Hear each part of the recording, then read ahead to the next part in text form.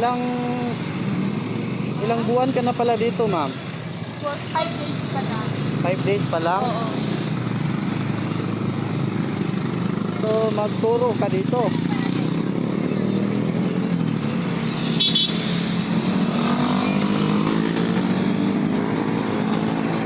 Ano pala ang tuturuan mo? Anong... Criminology first year college ROTC. Criminology ROTC. First year college. Tapos, nag-ano ka pala doon kanina? Doon sa... Saan yun yung... Nagtukutan mo, mag-apply niya, wala claim. Ha? Wala man claim. Ay, mag-apply ka doon. Wala man claim.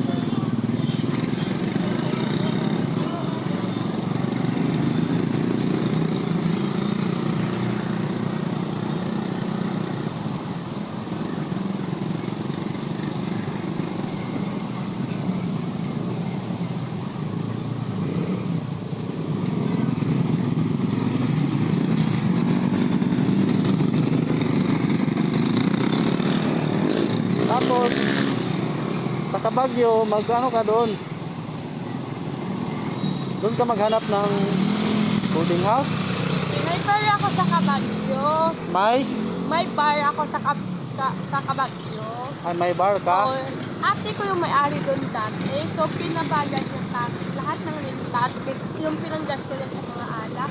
Ako yung bumayad. Kasi pinaano niya sa akin, pinabayad. Oo. Kasi pupunta sa ng US, kaya pinaano niya sa akin.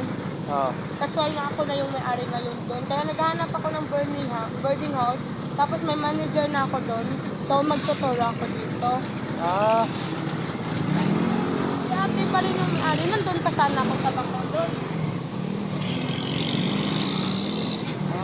Kaya pala 5 days ka pa dito. So, saan ka pala nanggaling? Ito ba ako doon? Ay, taga Bacolod ka. Tapos, dito may business ka. Tapos, mag-apply ka ng ano? Teacher ng criminology.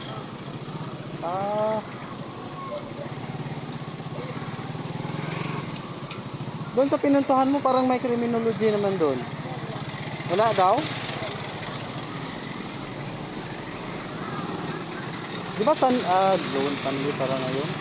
Dito ba kayo ng marang ko yan? Mahal na. Oo.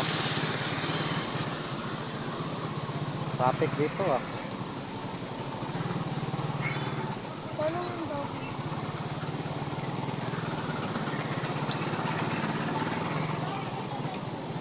Bibili ka ng marang? Oo.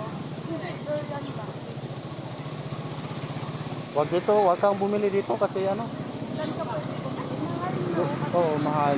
Doon ka na lang sa patutunguhan mo sa Kabagyo. Sige, ikaw daw kung ano may alam.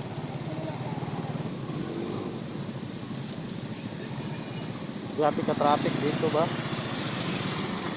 May farm ba dito ng strawberry? Parang wala, ma'am.